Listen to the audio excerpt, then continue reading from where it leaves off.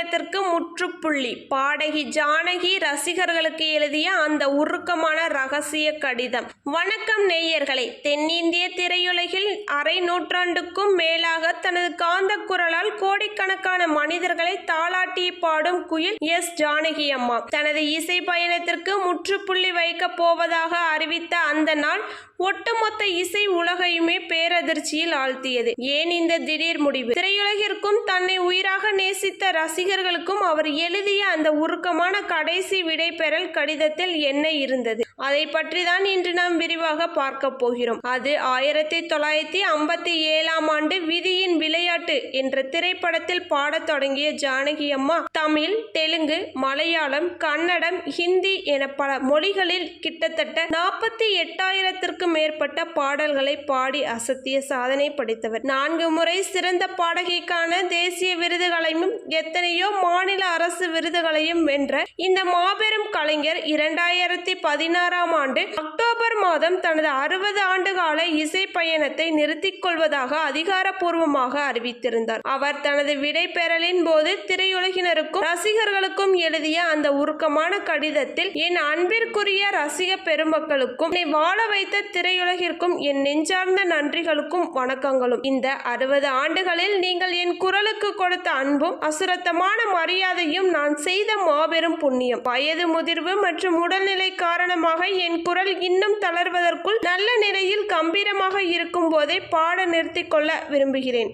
இனி நான் புதிய பாடல்கள் எதையும் பாடப்போவதில்லை, மேடைகளிலும் தோன்றப் போவதில்லை. இதுவே என் இறுதி முடிவு என்று குறிப்பிட்டிருந்தார். இந்த கடிதம் வெளியானதும் இசைஞானி இளையராஜா முதல் AR ரகுமான் வரை ஒட்டுமொத்த திரையுலகுமே ஜானகி அம்மாவை தொடர்பு கொண்டு இந்த முடிவை மறுபரிசீலனை செய்யுமாறு கெஞ்சி கேட்டுக்கொண்டனர்.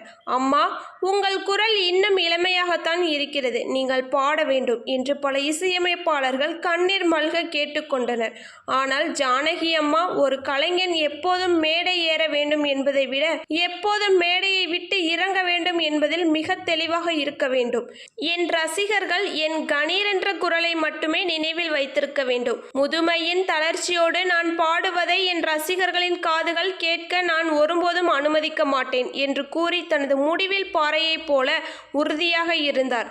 தனக்கு கிடைத்த பத்மபூஷன் விருதையே தென்னிந்திய கலைஞர்களுக்கு தாமதமாக கொடுக்கப்பட்ட அங்கீகாரம் இது, எனக்கு இதில் உடன்பாடில்லை என்று கூறி மறுத்த அசாத்திய துணிச்சலும் நேர்மையும் கொண்ட இந்த மாபெரும் குரலின் விடைபெறல் கடிதம் இன்றளவும் தமிழ் திரையுலகின் ஒரு வரலாற்று பக்கமாகவே பார்க்கப்படுகிறது. அவர் பாடுவதை நிறுத்தி இருக்கலாம், ஆனால் நம் இதயங்களை தாளாட்டது நிறுத்துவதில்லை. ஒரு சாதாரண மனிதனாக தொடங்கி இசை உலகின் உச்சத்தை தொட்ட பிறகும் புகழின் உச்சியில் இருக்கும் போதே மேடையை விட்டு இறங்கும் இந்த பக்குவம் உலகில் வேறு எந்த ஒரு பாடகருக்கும் வந்ததே கிடையாது. ஜானகி அம்மாவின் இந்த எமோஷனல் விடைபெறல் பற்றி உங்கள் கருத்துக்களை கமெண்ட் பாக்ஸில் மறக்காமல் பதிவு பண்ணுங்க. நமது சேனலை மறக்காம சப்ஸ்கிரைப் பண்ணிவிட்டு இந்த வீடியோக்கு ஒரு லைக் பண்ணுங்க. நன்றி, வணக்கம்.